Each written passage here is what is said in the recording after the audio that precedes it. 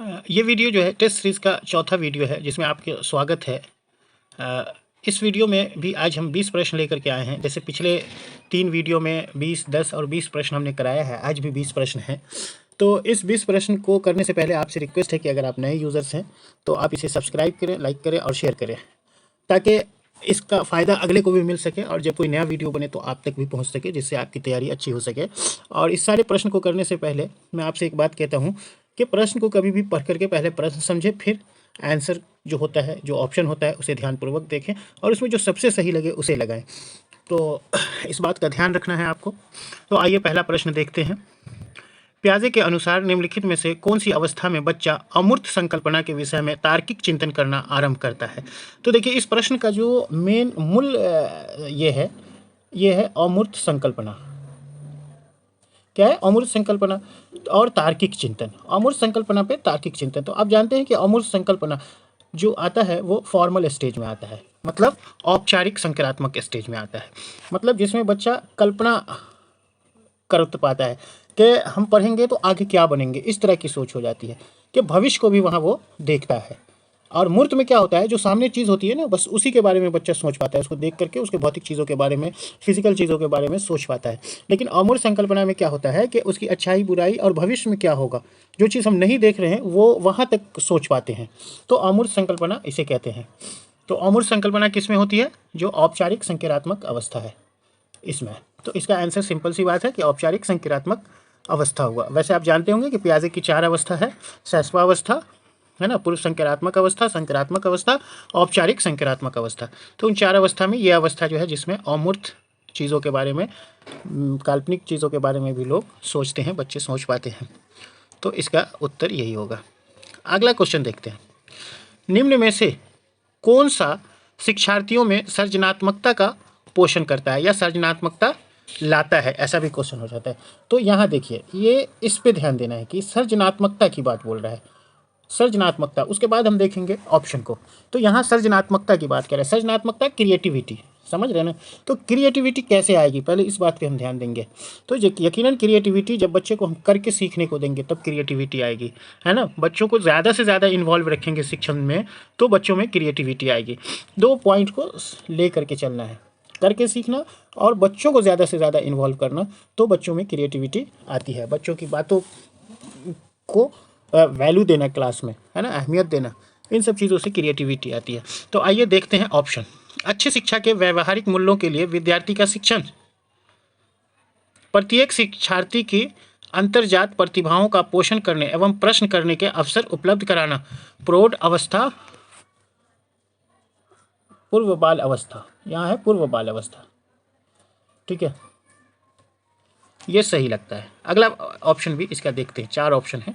विद्यालय जीवन के प्रारंभ से उपलब्धि के लक्ष्यों पर बल देना, परीक्षण में अच्छे अंकों के लिए विद्यार्थी को कोचिंग कराना, ये तो साफ नहीं है, है ना? विद्यालय जीवन के प्रारंभ से उपलब्धि के लक्ष्य पर बल देना, लक्ष्य दिखाना चाहिए बच्चों को, ये है, लेकिन ये परफेक्ट चीज़ नहीं हुई। परफेक्ट यही हुई इस पूरे में, ये जो दूसरा ऑप्शन है वो परफेक्ट हुआ। अच्छी शिक्षा के व्यवहारिक मूल्यों के लिए विद्यार्थी का शिक्षण, ये भी थोड़ा बहुत है लेकिन उसमें नहीं आप जा सकते हैं। सृजनात्मकता की बात असल बोल रहा है। तो शिक्षार्थी के अंतर्जात प्रतिभाओं का पोषण करने एवं प्रश्न करने का अवसर उपलब्ध कराना। क्लास में अगर बच्चा प्रश्न कर रहा है ना, तो समझिए कि आपका क्लास अच्छा है और बच्चे उसमें रुचि ले रहे हैं, समझ रहे हैं ना? और रुचि जैसे लेंगे तो बच्चा क्रिएटिव होगा ही, जैसे ही रुचि लेगा बच्चा क्रिएटिव होता चला जाएगा। तो चलिए, इसका ऑप्शन है दूसरा कि सृजनात्मकता का पोषण करता है। कौन सा निम्न में से कौन सा शिक्षार्थियों में सृजनात्मकता का पोषण करता है? तो मेनली है कि प्रश्न करने का अवसर प्रदान करना, अंतर्जातीय प्रतिभाओं का पोषण करना, मतलब उसके अंदर जो प्रतिभा है उसको भी आप समझेंगे, निखारेंगे। अब आते हैं तीसरे प्रश्न पे। तो तीसरा प्रश्न कहता है, विद्यालय आधारित आकलन मुख्य रूप से किस सिद्धांत पर आधारित होता है? देखिए, यहाँ विद्यालय आधारित आकलन की बात बोल रहा है। ये जो आकलन की बात बोल रहा है वो किस सिद्धांत पर आधारित होता है? तो आइए उसको देखते हैं कि आकलन जो है बहुत किफ़ायती होना चाहिए। किफ़ायती होना चाहिए, ये एक सही चीज़ है कि किफ़ायती होना चाहिए, लेकिन बहुत किफ़ायती होना चाहिए कि नहीं होना चाहिए, इसको हम देखते हैं कि इससे भी कुछ अच्छा ऑप्शन है कि नहीं। महापरीक्षकों की अपेक्षा शिक्षक अपने शिक्षार्थियों की क्षमताओं को बेहतर जानते हैं, ये तो 100% सही है कि अगर आप कुछ पढ़ा रहे हैं अपने बच्चों को तो आप बेहतर जानेंगे, जहाँ तक कोई दूसरा शिक्षक उसका अगर इवैल्यूएशन करेगा तो वो उस तरह से नहीं कर सकता है जिस तरह से आप कर सकते हैं, क्योंकि आप उसको पढ़ा रहे हैं, उसकी अच्छी बुरी चीज़ों को शुरू से जान रहे हैं। तो इसलिए जो कोई बाह्य शिक्षक होता है, परीक्षक होता है, उसकी अपेक्षा अगर शिक्षक ही उसकी कॉपी को चेक करे जो उसे पढ़ाता है तो वो ज़्यादा बेहतर होता है। ठीक है, तो दूसरा एकदम 100% लग रहा है कि दूसरा सही है। किसी भी कीमत पर विद्यार्थी को अच्छे ग्रेड मिलने चाहिए, ये तो सरासर गलत है। ऐसा आप नहीं कर सकते हैं कि हमेशा हर कंडीशन में बच्चे को अच्छे ग्रेड दीजिएगा, उससे बच्चे में कुछ गलत चीज़ भी आ जाएगी। विद्यालय बाह्य परीक्षक निकायों की अपेक्षा ज़्यादा सक्षम है। अब सक्षम की बात आ गई तो विद्यालय सक्षम न भी है तो हमें बाह्य परीक्षक की तुलना में अपने शिक्षक पे ज़्यादा भरोसा करना चाहिए। तो इस प्रश्न का मतलब विद्यालय आधारित आकलन मुख्य रूप से किस सिद्धांत पर आधारित होता है? बाह्य परीक्षकों की अपेक्षा शिक्षक अपने शिक्षार्थी की क्षमताओं को बेहतर जानते हैं। ये सही ऑप्शन होगा। चलिए अगले प्रश्न पे अब आते हैं।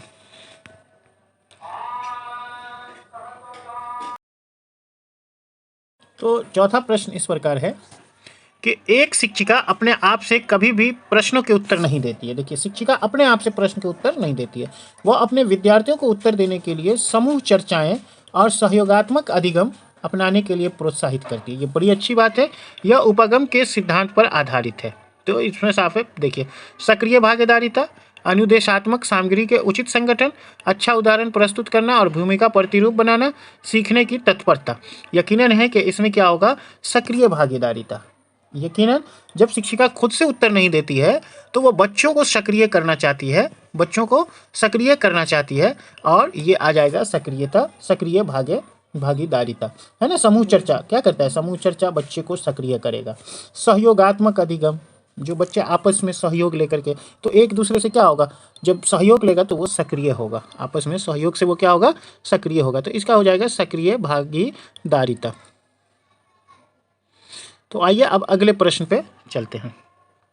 प्रश्न संख्या 5 इस प्रकार है कि वाइगॉत्स्की, सबसे पहले एक चीज़ देख लीजिए कि यहाँ प्रश्न किससे है? वाइगॉत्स्की से है। वाइगॉत्स्की कौन सा है? सामाजिक सांस्कृतिक। तो वाइगॉत्स्की नाम ही सुन करके सामाजिक सांस्कृतिक 1 to 5 के लिए सामाजिक सांस्कृतिक ही वाइगॉत्स्की में याद रखिएगा। तो वाइगॉत्स्की बच्चों के सीखने में निम्नलिखित में से किस कारक की महत्वपूर्ण भूमिका पर बल देता है? तो साफ है, सामाजिक सांस्कृतिक। क्योंकि नैतिक किसका है? कोलबर्ग का, इसको याद रखिएगा, ये है कोलबर्ग का, है ना। और सामाजिक सांस्कृतिक जो है वो है वाइगॉत्स्की का। तो इसका आंसर वाइगॉत्स्की होगा। इस पर हम लंबा वीडियो भी बनाए हुए हैं, अगर आपको नहीं समझ में आए तो पिछले वीडियो में जा करके जो वाइगॉत्स्की का है उस पर जा करके आप देख सकते हैं। अगले प्रश्न पे आते हैं। राज्य स्तर की एक एकल गायन प्रतियोगिता, कोई भी गायन प्रतियोगिता है, गीता के लिए प्रतियोगिता, यहाँ पे एक साथ होगा, प्रतियोगिता के लिए विद्यार्थियों को तैयार करते समय एक विद्यालय लड़कियों को वरीयता देता है। मतलब वो लड़कियों को वरीयता देता है। इसका क्या मतलब हो गया कि वो ऐसा मानता है विद्यालय कि लड़कियां अच्छा गाती है, इसीलिए वो लड़कियों को वरीयता देता है। तो जैसे ही ये कॉन्सेप्ट आया कि लड़कियां ही अच्छा गाती है तो ये लैंगिक पूर्वाग्रह हो गया, इसमें और कुछ नहीं है। तो लैंगिक पूर्वाग्रह में यही चीज़ है। क्या होता है कि जैसे माँ बाप होता है, क्या होता है? बंदूक ला के देता है बेटा को, गुड़िया ला के देती है बेटी को, तो ये भी लैंगिक पूर्वाग्रह हुआ। उसे ऐसा लगता है कि बंदूक से लड़के ही खेल सकते हैं और डॉल से लड़कियां ही खेल सकती है। तो वैसे ही कभी कभी ऐसा हमारे माँ बाप कहते हैं लड़कियों की तरह मत रुको, तो ये लैंगिक पूर्वाग्रह हुआ। उसके मतलब एक दिमाग में कॉन्सेप्ट आ चुका है कि लड़कियां ही पल से रो देती है, तो ऐसा नहीं है ना। तो इसे लैंगिक पूर्वाग्रह।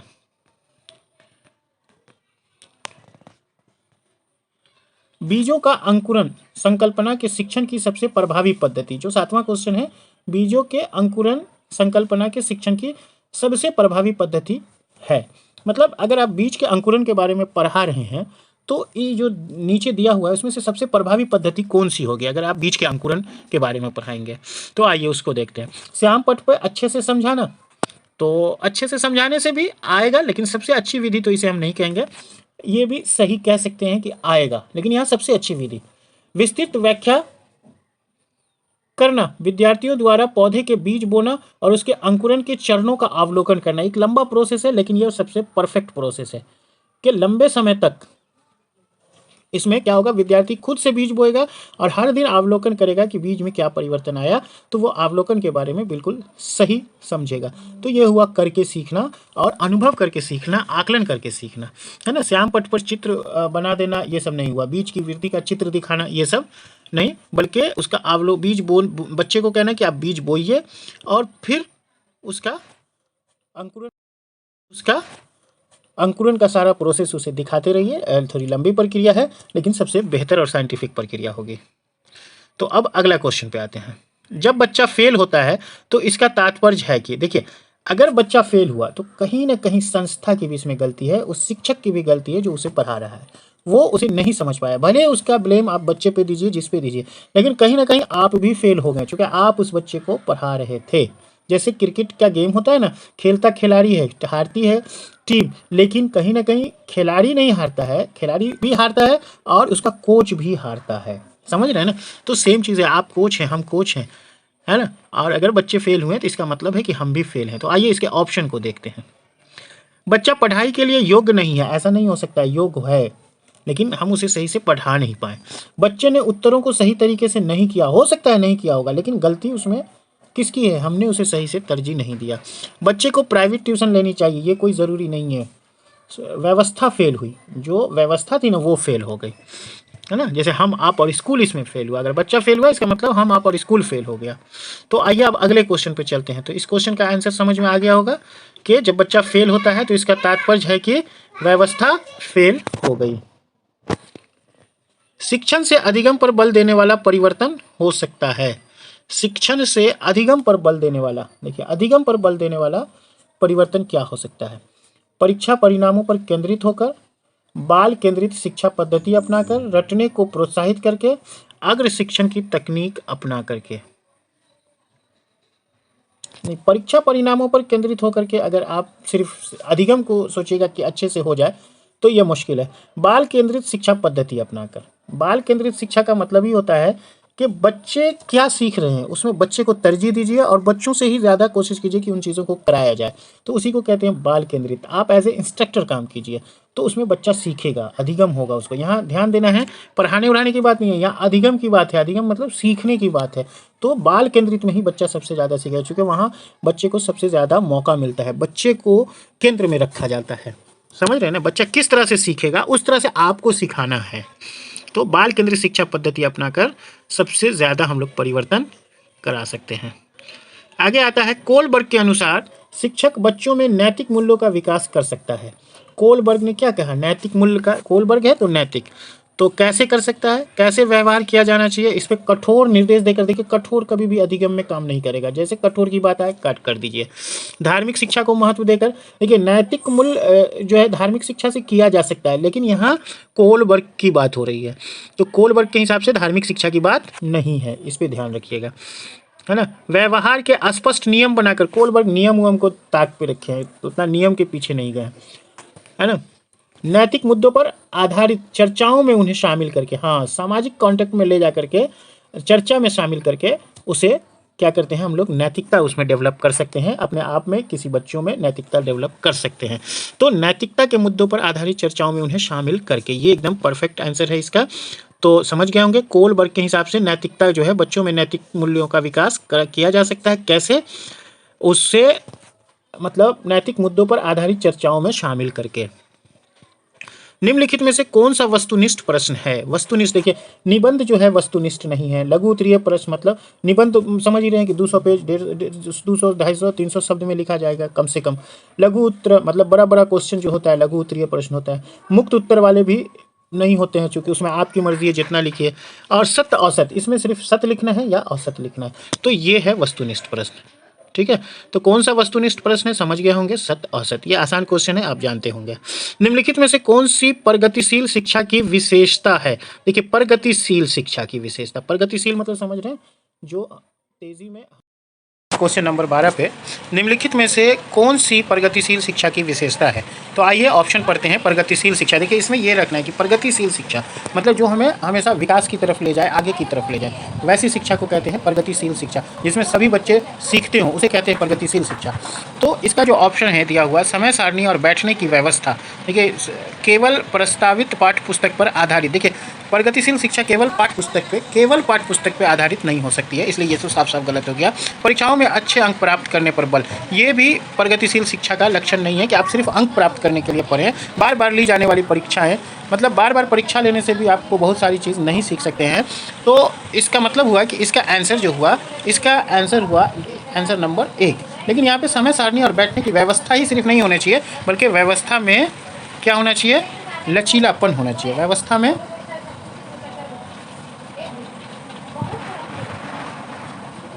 व्यवस्था में लचीलापन, तो ये आंसर सही हुआ कि व्यवस्था में लचीलापन हो जाना चाहिए। समय सारणी में भी लचीलापन होना चाहिए, कभी होता है ना कि बदलाव लाना चाहिए उसमें ज़रूरत के हिसाब से। और बैठने की व्यवस्था में हो सकता है किसी बच्चे को कहीं बैठने में सहूलत होता हो, किसी को कहीं बैठने में सहूलत होता हो, तो उसमें लचीलापन होना चाहिए, उसे उस तरह की छूट हमें देनी चाहिए। तो ये प्रगतिशील शिक्षा की विशेषता में जो सबसे सटीक अभी विशेषता हमें नज़र आया वो यही आया। तो इस तरह से ये प्रश्न भी पूरा होता है। अब हम लोग अगले प्रश्न नंबर 13 पे चलते हैं, देखते हैं। पियाजे के संज्ञानात्मक विकास के चरणों के अनुसार इंद्रिय गामक अवस्था किसके साथ संबंधित है? देखिए इंद्रिय गामक, ये बच्चा जब छोटा होता है ना तो इंद्रिय गामक अवस्था में होता है। मतलब वो कोई भी चीज़ स्क्रीन के थ्रू या ऐसे देख करके, अनुकरण करके, है ना, महसूस करके सीखता है। तो उसी की अवस्था को कहते हैं, जिसको संवेदी गामक कहते हैं। तो वो अवस्था होती है जिसमें बच्चा इंद्रिय गामक मतलब संवेदी प्रेरक होता है वो। तो वो कौन सा चरण होता है? सामाजिक मुद्दों से सरोकार, अनुकरण, स्मृति और मानसिक निरूपण, ये सही है ना। उसी संवेदी गामक आपको याद होगा जो पियाजे का पहले अवस्था है, उसमें बच्चा अनुकरण करता है, कुछ चीज़ों को याद रखता है और मानसिक निरूपण उसका होता है। बड़ी तेज़ी में मानसिक विकास होता है। ऐसा कहा जाता है कि संवेदी गामक जो होता है ना, शैशव अवस्था जो होता है, उसमें सबसे तेज़ जो है मानसिक विकास होता है, ऐसा माना जाता है। तो चलिए, विकास की सबसे तेज़ अवस्था है। कोलबर्ग के अनुसार शिक्षक बच्चों में नैतिक मूल्यों का विकास कर सकता है, ये एक बार आ चुका है, तो इसको क्लियर ही कर देते हैं। नैतिक मुद्दों पर आधारित चर्चाओं में ये हो चुका है, ठीक है। शिक्षा के संदर्भ में समाजीकरण से तात्पर्य, देखिए शिक्षा के संदर्भ में समाजीकरण है ना, शिक्षा के संबंध में समाजीकरण। तो इसमें समाजीकरण किसको कहते हैं, इसका ऑप्शन पढ़ते हैं। सामाजिक मानदंडों का सदैव अनुपालन करना, सामाजिक मानदंडों का अनुपालन करना इस शिक्षा के संबंध की बात नहीं हुई। अपने सामाजिक मानदंड बनाना, अपना सामाजिक मानदंड तो हम बना नहीं सकते हैं। समाज में बड़ों का सम्मान करना, ठीक है, ये अच्छी चीज़ है, इसको काट नहीं सकते हैं, है ना। सामाजिक वातावरण में अनुकूलन और समायोजन करना, एकदम यही सही है कि शिक्षा कहता है कि आप जिस समाज में भी जाएं, वहाँ जिस समाज में भी जाए, सामाजिक वातावरण में अनुकूलन, वहाँ आप एडजस्ट हो जाएं, समायोजित हो जाएं, वहाँ तो आप शिक्षित हैं, आप सही अधिगम किए हैं, आपकी लर्निंग अच्छी है। तो सामाजिक वातावरण में अनुकूलन और समायोजन शिक्षा सिखाता है हमको, किसी भी वातावरण में जाकर के हमें क्या करना है, समायोजित होने के गुण सिखाता है शिक्षा। तो सामाजिकरण से तात्पर्य भी यही है कि सामाजिकरण क्या सिखाता है, वातावरण में अनुकूलन और समायोजन सिखाता है। तो 15 का ये हुआ। निम्नलिखित में से कौन सा विकास का सिद्धांत है? क्वेश्चन नंबर 16 है, निम्नलिखित में से कौन सा विकास का सिद्धांत है? विकास जो होता है वो निरंतर होता है। इससे पहले वाले वीडियो में भी हमने बताया है कि विकास निरंतर होता है। तो निरंतर होता है तो यह निरंतर चलने वाली प्रक्रिया नहीं है, तो यह गलत हो गया, क्योंकि वो निरंतर चलने वाली प्रक्रिया है।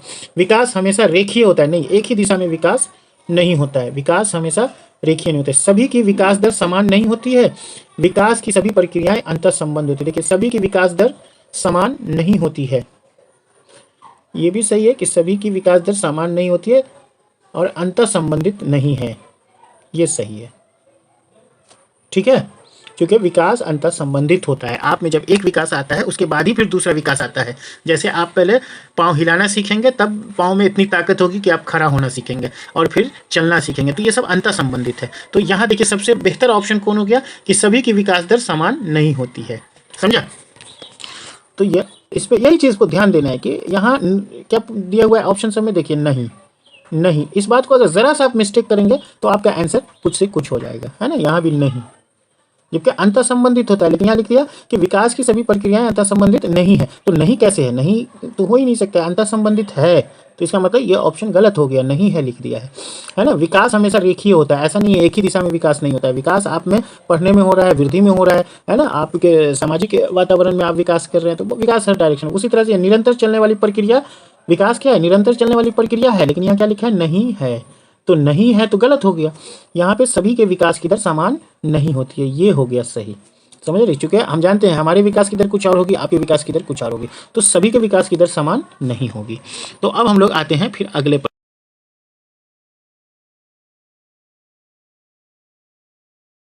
हम लोग आते हैं फिर अगले प्रश्न पे, 18 नंबर पे।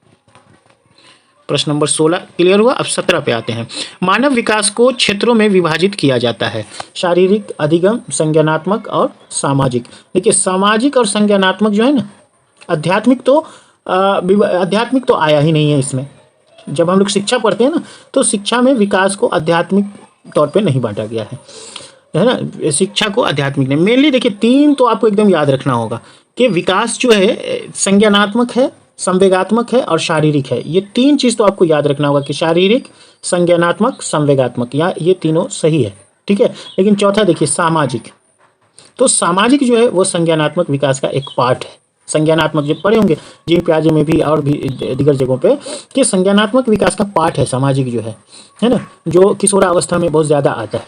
संवेगात्मक है, संज्ञानात्मक है, लेकिन आध्यात्मिक नहीं है। फिर ये भी गलत हो गया, यहाँ क्या है, तब तो हो ही गया, मतलब ये सही होगा या ये सही होगा। लेकिन देखिए चूंकि सामाजिक जो है संज्ञानात्मक का हिस्सा है, इसीलिए यहाँ क्या है, मनोवैज्ञानिक, संज्ञानात्मक, संवेगात्मक और शारीरिक, तो ये सही हो गया। पढ़े होंगे आप संज्ञानात्मक, संवेगात्मक, शारीरिक, है ना। और ये सब कहीं ना कहीं मनोवैज्ञानिक भी हो जाता है। मनोवैज्ञानिक विकास कहते हैं कि आप किसी भी चीज़ को बर्दाश्त करने की कैपेसिटी मनोवैज्ञानिक से आता है ना। कोई ऐसी जगह आप फंस गए जहाँ आपको निकलना है, उससे उबरना है, तो उसमें घबराना नहीं है, तो वो मनोवैज्ञानिक दबाव होता है। तो मनोवैज्ञानिक विकास होता है, वक्त के साथ, अनुभव के साथ ये विकास होता है, समझ रहे हैं।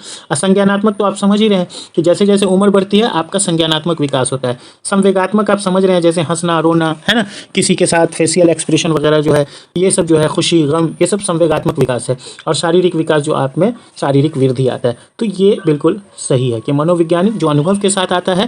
देखिए ना क्रिकेट में काफ़ी दबाव होता है, अभी कोहली किस तरह से मारा और जिता दिया, तो वो मनोवैज्ञानिक दबाव अपने ऊपर नहीं लिया, वो भी एक विकास है, उसका मनोवैज्ञानिक विकास बहुत हाई है। संज्ञानात्मक विकास उम्र के साथ साथ जो हमारी बुद्धि में विकास आता है, सोच में विकास आता है, या फिर नॉलेज में विकास आता है, वो संज्ञानात्मक हुआ। सामाजिक विकास आता है। संवेगात्मक जो बच्चा हंसना, रोना, ये सब जो सीख जाता है, उसका जो अनुभव उसे हो जाता है, वो संवेगात्मक होता है। और शारीरिक जो वृद्धि हमारे शरीर में होती है, उसे शारीरिक कहते हैं। तो आइए अगले प्रश्न पे। सार्थक अधिगम की प्रक्रिया विकास की किस अवस्था से आरंभ होती है? देखिए सार्थक हो या कोई भी हो, विकास जहाँ से चालू हुआ वहीं से सार्थक हुआ, मतलब शैशवावस्था, जहाँ से चालू वही सार्थक। तो इसमें कुछ इधर उधर नहीं देखना है। कुछ भी लोग बोले शैशवावस्था, मतलब ये कंट्रोवर्सी वाला भी क्वेश्चन हो सकता है, लेकिन ये साफ है कि शैशवावस्था, विकास जहाँ से चालू हुआ वहीं से काम का हो गया। किस अवस्था में घनिष्ठ मित्रता की प्रवृत्ति पाई जाती है? तो ये आप संज्ञानात्मक विकास पढ़े होंगे, उसमें देखे होंगे किशोरावस्था जो होता है ना, उसमें आपको जो मित्रता की होती है वो सबसे ज़्यादा प्रबल। देखिए बाल अवस्था जो होता है ना, वो शैशवावस्था में तो बच्चे को दोस्ती होता ही नहीं है, अपने घर के लोगों को सिर्फ पहचानता है। बाल अवस्था में जो आस पड़ोस अगल बगल का बच्चा होता है उससे हल्की फुल्की दोस्ती होती है। लेकिन किशोर अवस्था में देखिएगा कि आपका ग्रुप बन जाता है ना। किशोर अवस्था में ग्रुप बन जाता है, बहुत सारे खेल बाहर जाके खेलते हैं, ग्रुपों में रहते हैं, है ना, झुंड बना के रहते हैं। तो किशोर अवस्था मित्रता के लिए सबसे बेहतर अवस्था है। तो आइए 20 नंबर क्वेश्चन देखते हैं। मानव विकास की किस अवस्था में बच्चों के सीखने की गति सर्वाधिक होती है? तो ये हम लोग जानते हैं कि शैशवावस्था जो होती है इसमें सर्वाधिक होती है, इसी में बच्चा बहुत सारी चीज़ों को सीख लेता है, तो शैशवावस्था सर्वाधिक होता है। तो इस तरह से आज का वीडियो यहीं समाप्त हुआ। आपसे रिक्वेस्ट है कि आप इस चैनल को सब्सक्राइब करें, है ना, लाइक करें और शेयर ज़रूर करें। और